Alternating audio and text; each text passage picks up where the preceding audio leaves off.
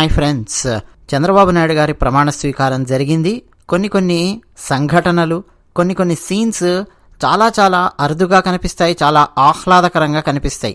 అలాంటి దృశ్యాలు ఈరోజు ఆంధ్రప్రదేశ్ చంద్రబాబు నాయుడు గారు ముఖ్యమంత్రిగా ప్రమాణ స్వీకారం చేయడం, అలాగే పవన్ కళ్యాణ్ గారు ప్రమాణ స్వీకారం చేయడం, నారా లోకేష్ ప్రమాణ స్వీకారం చేయడం, ఇంకా ఇతర మంత్రులు ప్రమాణ స్వీకారం చేయడంలో మనం గమనించవచ్చు. ముఖ్యంగా పవన్ కళ్యాణ్ గారు నరేంద్ర మోదీ గారికి సంబంధించిన అరుదైన దృశ్యం ఒకటి చూపర్లను చాలా చాలా ఆకట్టుకుంది, సభికులను ఆకట్టుకుంది. సామాజిక మాధ్యమాలలో ఆ ఫోటోలు బాగా షేర్ అవుతూ ఉన్నాయి, బాగా వైరల్ అవుతూ ఉన్నాయి. పవన్ కళ్యాణ్ గారు ఒక అద్భుతమైన పని చేశారండి. కొంతమందికి పెళ్లిళ్ళల్లో కూడా మనం గమనిస్తూ ఉంటాం, తోచదు అంటూ ఉంటాం.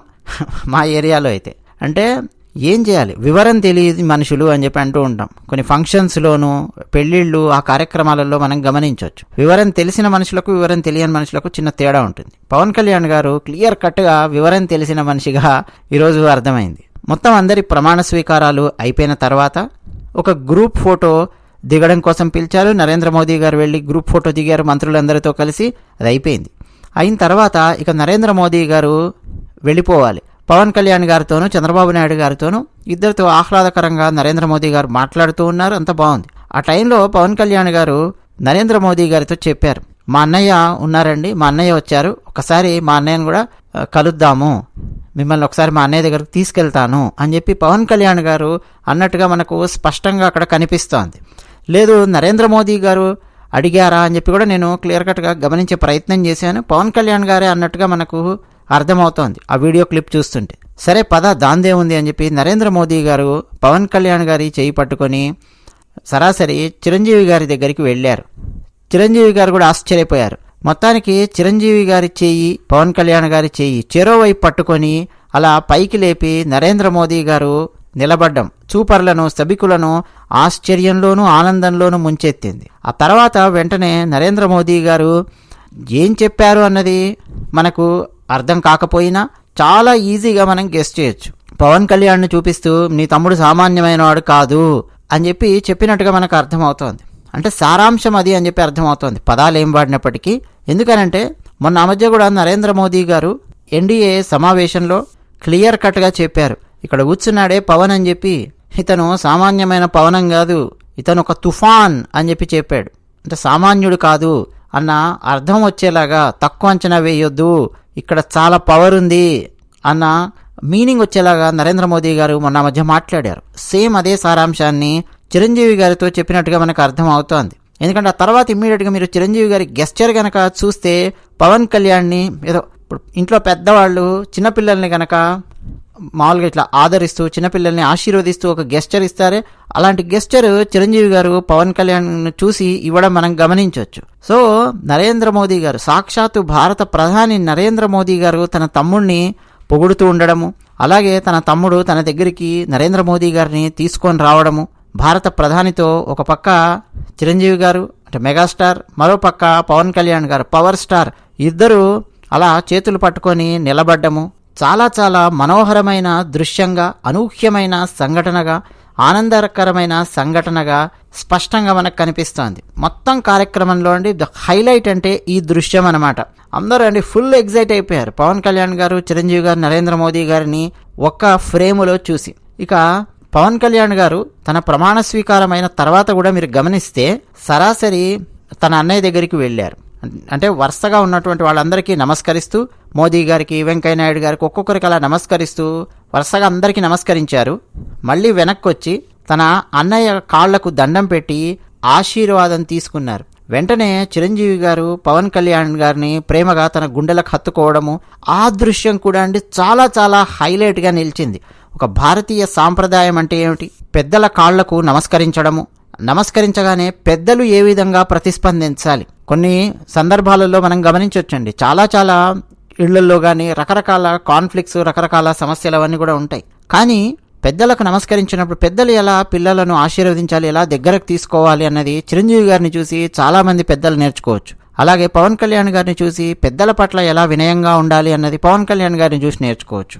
అంత అద్భుతమైన, అంత ఆహ్లాదకరమైన దృశ్యం మనకు అక్కడ కనిపించింది. ఇక చంద్రబాబు నాయుడు గారికి సంబంధించి ఒక ఎగ్జైట్మెంట్ మనం చూడొచ్చు. ఎప్పుడైతే చంద్రబాబు నాయుడు గారి పేరు పిలిచారో, అలాగే నారా చంద్రబాబు నాయుడు అనే నేను అని చెప్పి ఒక గ్యాప్ ఇచ్చారు, ఒక పాజ్ ఇచ్చారు చంద్రబాబు నాయుడు గారు.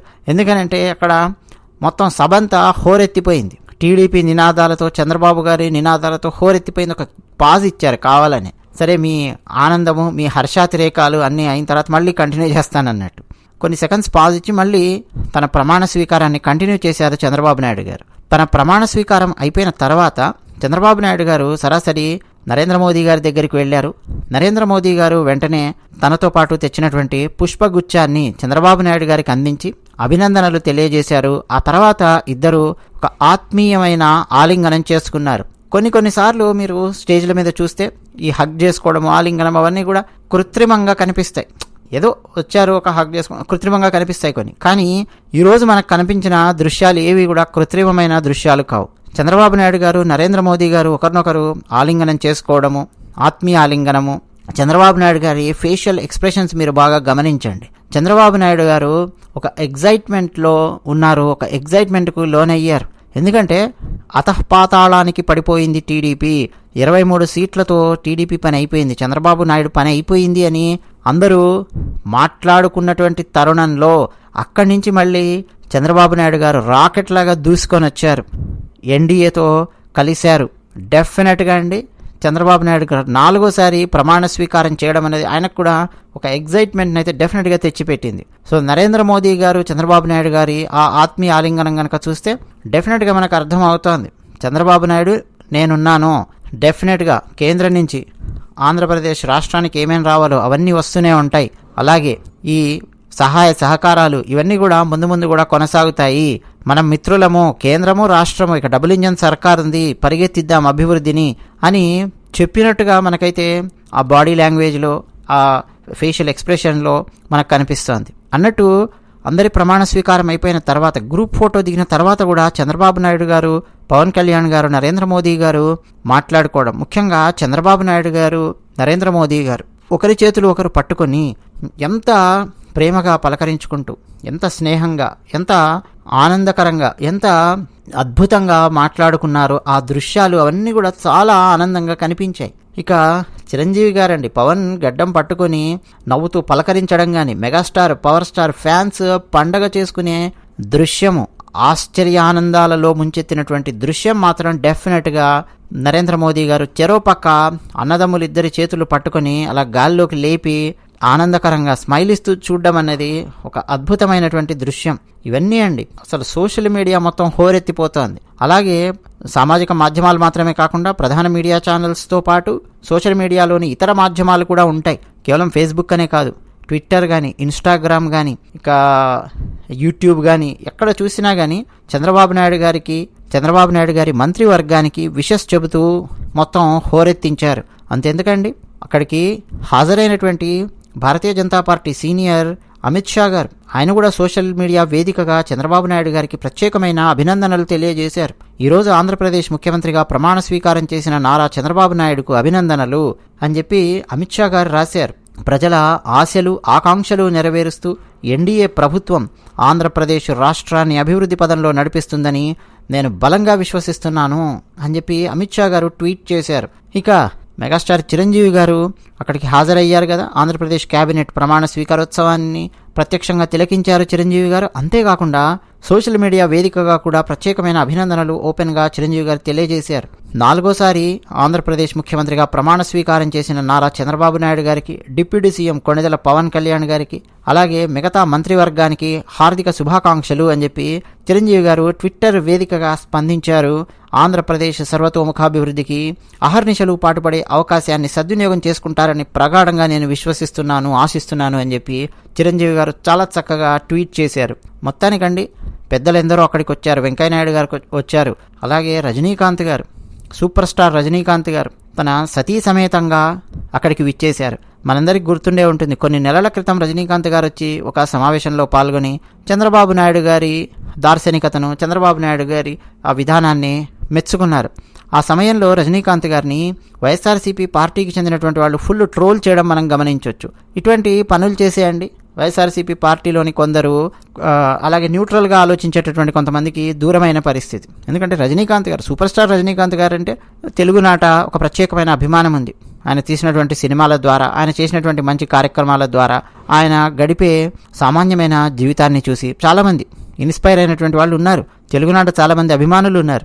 రజనీకాంత్ గారికి రాజకీయాలు పూసి రజనీకాంత్ గారిని చాలా దారుణంగా ట్రోల్ చేయడం వైఎస్ఆర్సీపీ పార్టీకి చెందినటువంటి వాళ్ళు, అదంతా కూడా గుర్తుండే ఉంటుంది. మళ్ళీ రజనీకాంత్ గారు వచ్చారు, చంద్రబాబు నాయుడు గారి ప్రమాణ స్వీకార ఉత్సవంలో పాల్గొన్నారు, సతీ సమేతంగా పాల్గొన్నారు. అలాగే గవర్నర్ గారు నరేంద్ర మోదీ గారితో మాట్లాడడం ఒక ఎత్తు అయితే, గవర్నర్ గారి సతీమణి నరేంద్ర మోదీ గారిని పలకరిస్తూ మాట్లాడిన విధానం మీరు గమనించండి.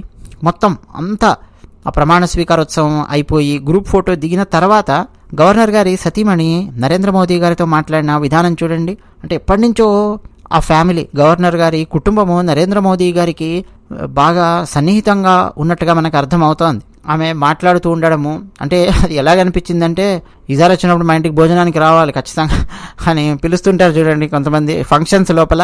ఏదైనా ఊరికి మనం వెళ్ళినప్పుడు ఆ పని చేసుకొని మనం వెళ్ళిపోతుంటే మనకు బాగా పరిచయం అయినటువంటి కుటుంబం కనుక అక్కడ ఉండి ఈసారి మా ఇంటికి రావాలి ఖచ్చితంగా భోజనం చేయడానికి రావాలని చెప్పి పిలుస్తున్నట్టుగా నాకైతే ఆ దృశ్యం అలా కనిపించింది. వారు ఏం మాట్లాడారో మనకు తెలియదు, కానీ తర్వాత గవర్నర్ గారు కానీ నరేంద్ర మోదీ గారితో మాట్లాడిన విధానము అదంతా కూడా చాలా అద్భుతంగా ఉంది. కాకపోతే ఈ ప్రమాణ స్వీకారోత్సవానికి పిలిచేటప్పుడు ఎవరండి ఆయన, పాపం కింద మీద పడి తెలుగు కూడబలుకొని చదువుతూ ఉన్నారు.